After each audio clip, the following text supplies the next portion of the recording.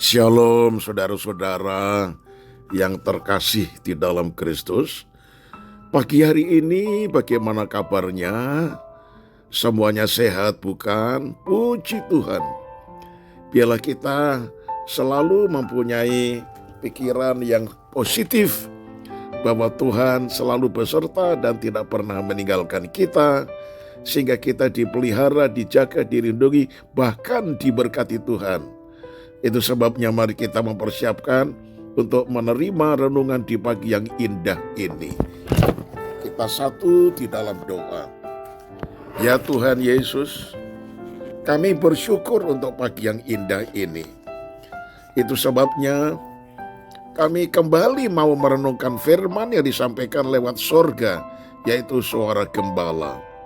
Berfirmanlah ya Tuhan, bukalah pikiran hati kami untuk mengerti akan firman-Mu. Di dalam nama Tuhan Yesus, haleluya, amin. Tema renungan pagi ini yaitu cermin dan noda.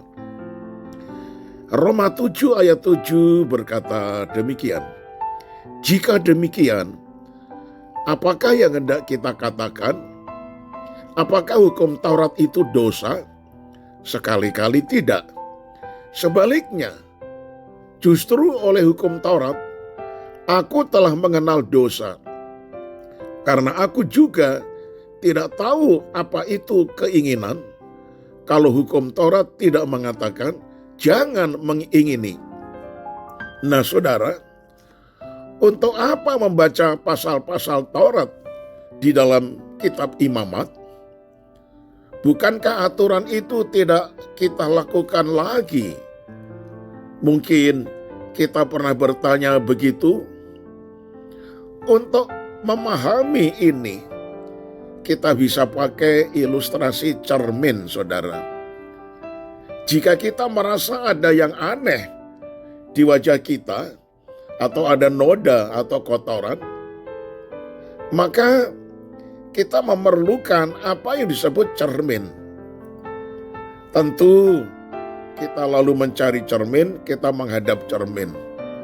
Dari cermin itu kita bisa lihat ada apa di wajah kita dan bagian mana yang ada noda atau kotoran yang harus dibersihkan. Cermin memang berguna, tetapi cermin itu sendiri tidak bisa membersihkan wajah kita. Fungsi cermin hanya menunjukkan atau memberitahu kepada kita bahwa di wajah kita itu ada noda atau kotoran. Nah saudara, hukum Taurat itu seperti cermin. Melalui Taurat, manusia telah melihat apakah hidupnya sudah bersih dan berkenan di mata Allah.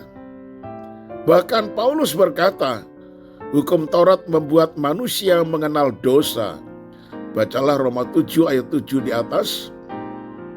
Maksudnya, jika awalnya manusia merasa mengingini milik orang lain, mungkin dia merasa itu normal-normal saja. Tetapi karena Taurat berkata itu dosa, maka manusia kini tahu bahwa mengingini milik orang lain itu adalah dosa.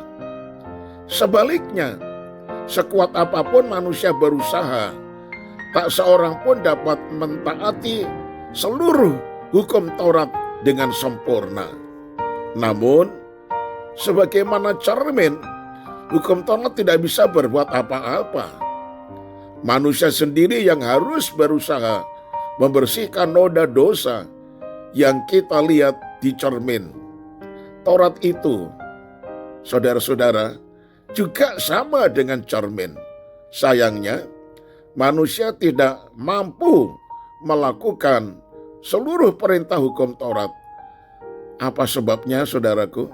Ya, karena tangan kita sendiri kotor, bukan? Kalau tangan kita kotor, kemudian membersihkan muka yang ada noda, tambah kotor lagi, bukan? Nah, bandingkanlah saudara baca Galatia 2 ayat 16. Jika Taurat dan kita tidak bisa membersihkan dosa kita, Mengapa Tuhan memberikan Taurat? Nah, jawabannya begini saudara, dengar baik-baik. Karena ia mau menunjukkan betapa kita butuh Yesus Kristus, Sang Juru Selamat kita. Kita butuh anugerah keselamatannya. Tanpa menyadari diri kita berdosa, bahwa kita tak bisa berbuat apa-apa untuk menghapus dosa kita dan menyelamatkan diri dari maut, maka kita tak bisa menghargai Tuhan. Kita akan hidup sesukanya dan akhirnya binasa dalam hukuman kekal. Oleh sebab itu kita perlu membaca dan mempelajari Perjanjian Lama, termasuk kitab Imamat. Dari membaca Perjanjian Lama, kita yang hidup di masa Perjanjian Baru bisa tahu bagaimana hakikat kita sebagai manusia berdosa betul-betul membutuhkan Sang Juru Selamat, yaitu Kristus. Di mana Kristus telah menderita sengsara, mati di atas kayu salib Golgota, karena dia sudah menanggung upah dosa kita, yaitu maut, sehingga kita mendapatkan pengampunan dosa dan keselamatan. Di atas kayu salib, Yesus mengatakan, tetelestai, artinya sudah selesai. Artinya segala masalah dosa yang kita lakukan, semuanya sudah ditanggung oleh Kristus. Dengan kasih-Nya dia sudah mengampuni kita. Dan dengan kebangkitannya, kuasa mati itu sudah dikalahkan, dan kita menjadi milik Kristus. Nah saudaraku yang dikasihi oleh Tuhan, itu sebabnya mari kita semakin menghargai anugerah keselamatan itu dan hidup selaras dengan identitas kita sebagai anak terang. Saya tutup dengan kalimat ini, hukum Taurat hanyalah cermin yang menunjukkan betapa kita berdosa dan kita membutuhkan Kristus. Amin. Tuhan, terima kasih untuk firman yang kami dengar, bahwa kami betul-betul membutuhkan Tuhan Yesus Kristus sebagai Tuhan dan Juru Selamat kami. Kami serahkan hidup kami di dalam tangan-Mu. Gembalakanlah kami, bawalah kami ke air yang tenang dan rumput yang hijau. Seluruh keluarga kami, Tuhan berkati, jaga, lindungi, dan pelihara. Segala pujian hormat bagi Engkau, di dalam nama Tuhan Yesus Kristus kami sudah berdoa. Haleluya. Amin. Nah saudaraku, sampai berjumpa esok hari dan tetap semangat.